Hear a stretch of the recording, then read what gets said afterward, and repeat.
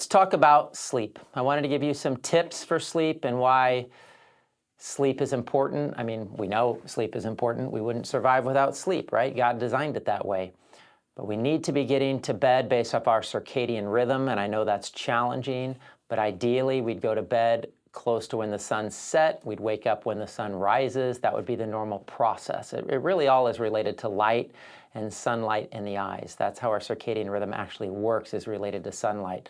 So what can you do? There's a few things you can do that work pretty great, I think. One is turning off all electronics and devices at night, maybe lighting candles, going on walks at night as the sun's setting, or doing morning walks as well. But the more sunlight you get in your eyes, the more you have normal circadian rhythm, the connection with the earth and creation.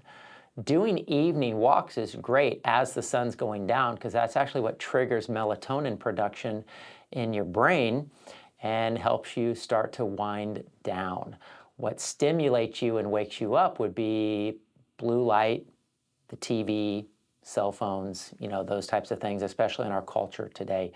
I'll never forget going to a little cabin in the woods in Missouri that had no electricity, no running water, and I would go out there, literally my body would crash, and I would sleep so unbelievably good. It's kind of like the experience you might have if you go camping, but you don't realize how much we're bombarded by all these stimulants of electronics and how much that negatively affects our bodies and our sleep.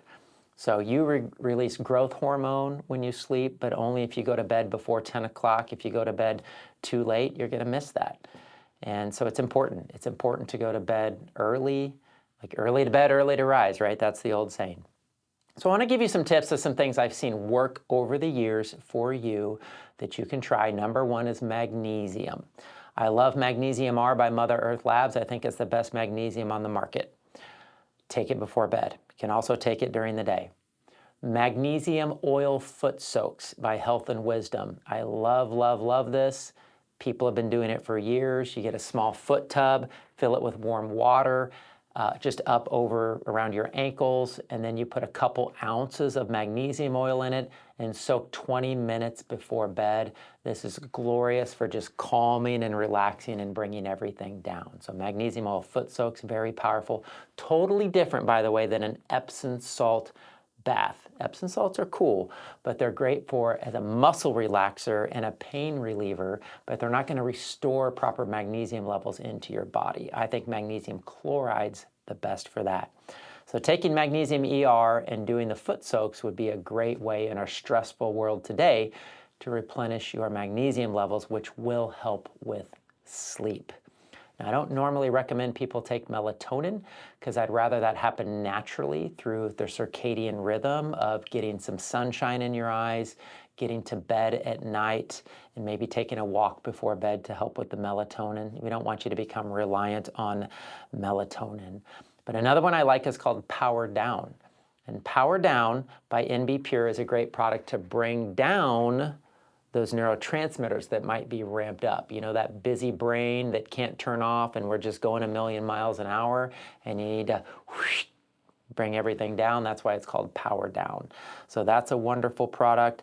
I also like glutathione. That's been a little tip and trick that I've seen work for lots of people, dozens and dozens for sure. And I've seen it work for children a lot. I've seen it work for my own children. I recommend it to parents all the time. It does work for adults too, but I've seen it be very successful for children to get a little glutathione before bed.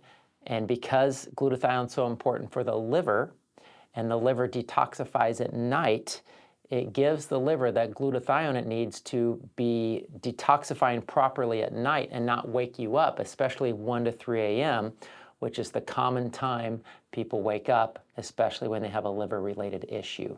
So the Research Nutritionals glutathione or the little pump spray by Quicksilver, either one of those are great, but do just a little bit of glutathione before bed and see if that helps you sleep through the night as well.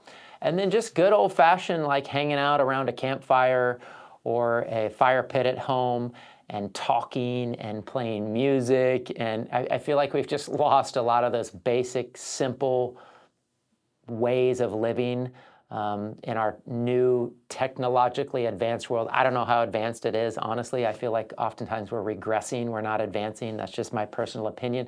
Maybe that's because I'm older, but that's okay. So anyway, just encourage you to get back to those traditional basic things so that you can start to sleep better, and therefore you can recoup and recover better, and you can be a healthier you and hopefully do all the things God called you to do on this earth.